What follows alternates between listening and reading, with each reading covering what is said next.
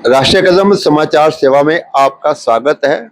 आप रोजाना क्राइम की, राजनीति की, मार्केट की खबरें सुनते रहते हैं, लेकिन एक खबर सबके लिए बहुत लाभकारी है, जन कल्याणकारी है, और वो खबर है कि इंसान के अलावा और भी जीव हैं जो परमात्मा ने भेजे हुए हैं। उनके प्रति हमारा कैसा रवैया होना चाहिए, उनके प्रति कैसी हमारी करुणा होनी चाहिए, उसके लिए परमात्मा ने अपने दूत भी भेजे हुए हैं जो सेवा में जुटे हुए हैं, और कईयों के लिए प्रेरणा के सूत्र बने हुए हैं। इनको देखकर और भी आसपास के लोग इनके माध्यम से पशुओं की सेवा कर रहे हैं।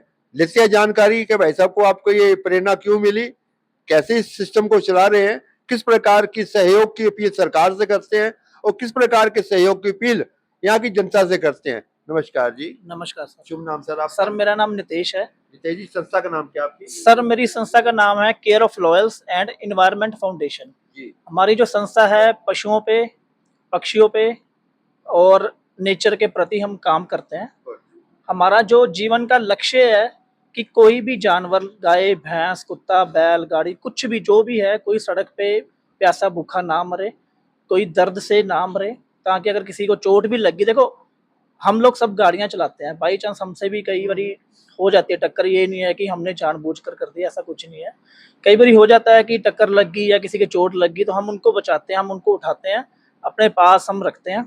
हमने एक छोटी सी जगह ले रखी है 200-250 गज की, वहां पे हम रख के उनका प्रॉपर इलाज करके और उनको वहीं से हम वहीं पे रिलीज करते हैं जहाँ से हम लेके आते हैं।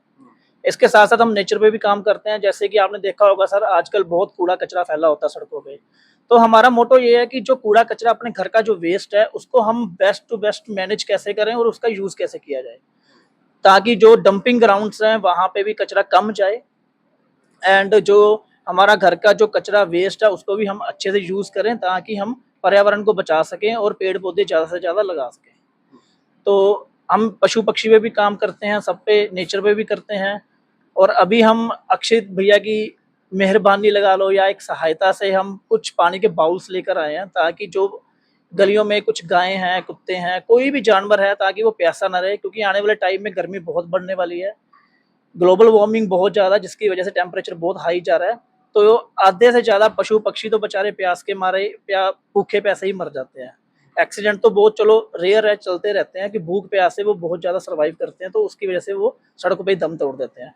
तो हमारा लक्ष्य ज़्यादा से ज़्यादा इनकी सेवा करना, नेचर को बचाना। अगर हम नेचर को बचाएंगे तो ही अपना संसारिक जीवन बच पाएगा। अदरवाइज तो आपने देखा होगा कि आजकल तो 30-40 की उम्र में ही इंसान को कोई हार्ट अटैक हो रहा है या कुछ भी हो रहा है।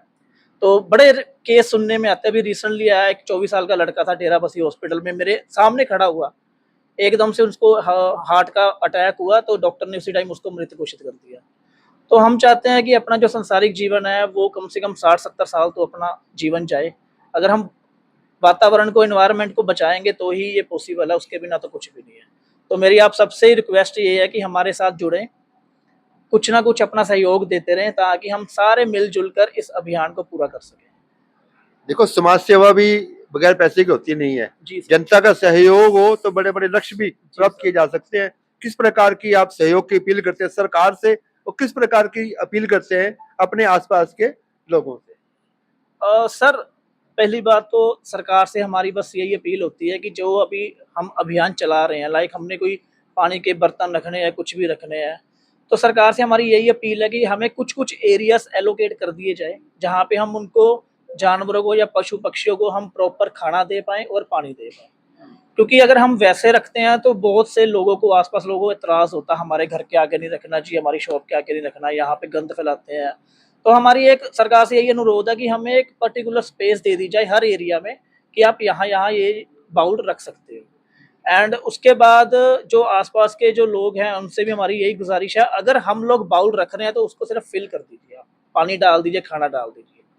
क्योंकि एक जो बेजुबान है उसको कुछ नहीं चाहिए, कोई पैसा नहीं चाहिए, कोई कपड़ा दौलत कुछ नहीं चाहिए उसको, वो सिर्फ एक खाने का और पानी का भूखा है बस। आपने बीजेपी का पटका पाया हुआ है, बीजेपी की विचारधारा से है क्या आप?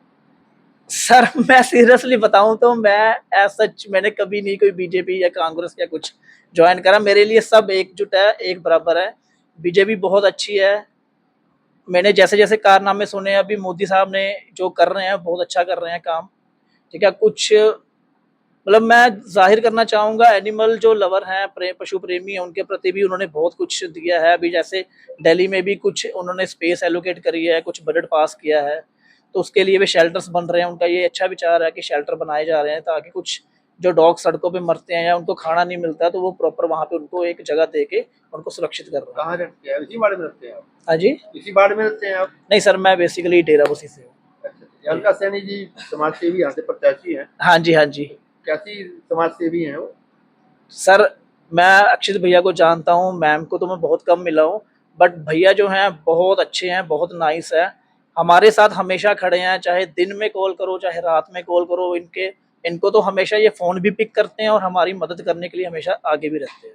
एक बार फिर मैं चाहूँगा लास्ट में अपील कर दो आप, जीवों के प्रति दया भावना रखें। मेरी आप सबसे हाथ जोड़कर यही गुज़ारिश है कि प्लीज़ इन जीव-जंतुओं को मारो मत, नेचर को ख़त्म मत करो।